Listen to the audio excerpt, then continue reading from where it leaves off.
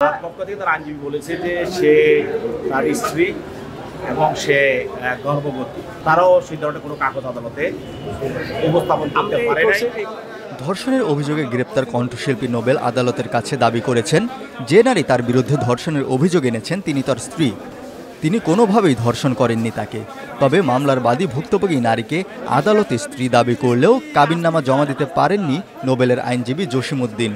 আজকে একটি অপহরণ এবং ধর্ষণের মামলায় বাংলাদেশের একজন শিল্পী মাইনুল হাসান নোবেল, এই মামলার বাদীরই একজন কলেজের ছাত্রী, ফেসবুকের মাধ্যমে নোবেলের সঙ্গে তার পরিচয় হয়। পরিচয় সূত্র ধরে তাকে গত 12/11/24 তারিখ ওই সময় 24 সালে তার সঙ্গে দেখা করতে বলার পরে সে তার সঙ্গে দেখা করে পরে তাকে স্টুডিওর নাম বলে তাকে এক মাথায় নিয়ে যায়, নিয়ে তাকে সেখানে তার পক্ষ থেকে তার আইনজীবী বলেছে যে সে তার স্ত্রী এবং সে গর্ভবতী। আমরা বলেছি যে যদি সে তার স্ত্রী হয় এবং গর্ভবতী হয়, যখন তাকে নোবেলকে অ্যারেস্ট করা হয় তখন তো সে তার বাড়ি থেকে সে এগুলি তাকে তদন্তকারী কর্মকর্তাকে বা যারা গ্রেপ্তার করেছে তাদেরকে প্রডিউস করতে পারত যে সে আমার স্ত্রী।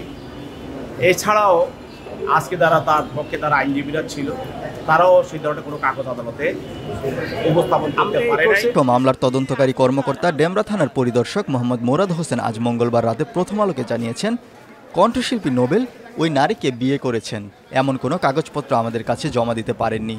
বিয়ের ব্যাপারে তাদের জিজ্ঞাসাবাদে উভয় পক্ষই স্বীকার করে তারা রেজিস্ট্রি কোনো কাবিন করে নাই, রেজিস্ট্রি কাবিন ছাড়া তারা একসাথে বসবাস করছিল। জিজ্ঞাসাবাদে আরো জানা যায় তার বাসায় একদিন কলমা পরে বিয়ে করে, কিন্তু এটার কোনো সত্যতা আমরা এখনো পর্যন্ত পাইনি। আমরা এই বিষয়ে তদন্ত চলছে।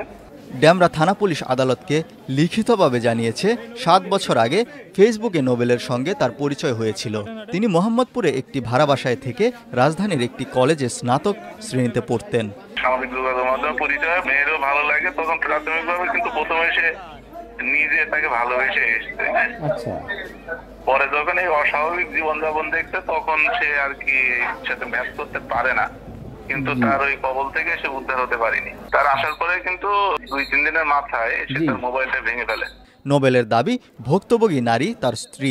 যেটা বলছেন যে যিনি মামলাটি করেছেন ধর্ষণের অভিযোগ এনে তিনি নোবেলের স্ত্রী, এর সপক্ষে আপনাদের কাছে কি কি যুক্তি প্রমাণ আছে? আপনারা আদালত কি বলেছেন?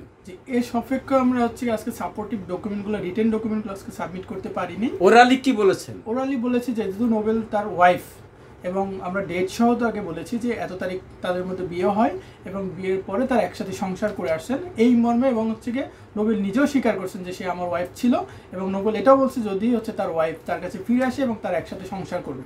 খুব শর্ট সময় ছিল যার কারণে আমরা সাপোর্টিভ ডকুমেন্টগুলো দাখিল করতে পারিনি, কাবিননামা সহ এবং যে সে অন্তঃসত্ত্বা সেটার মেডিকেল ডকুমেন্ট সবগুলো আজকে আমরা সাবমিট করতে পারিনি। আসলে দেখেন, ধর্ষণের অভিযোগ আনলে জোরপূর্বক ধর্ষণের অভিযোগ আনতে হয়, যেহেতু বাদী এবং আসামির সাথে দীর্ঘদিনের পরিচয় ছিল, পরিচয় সূত্র ধরে তারা বিবাহ করে, বিবাহের পরে একসাথে সংসার করে প্রায় 6-7 মাস। সংসার করার পরে ভুল বোঝাবুঝি থেকে সে এই মামলাটা করে আসামির বিরুদ্ধে।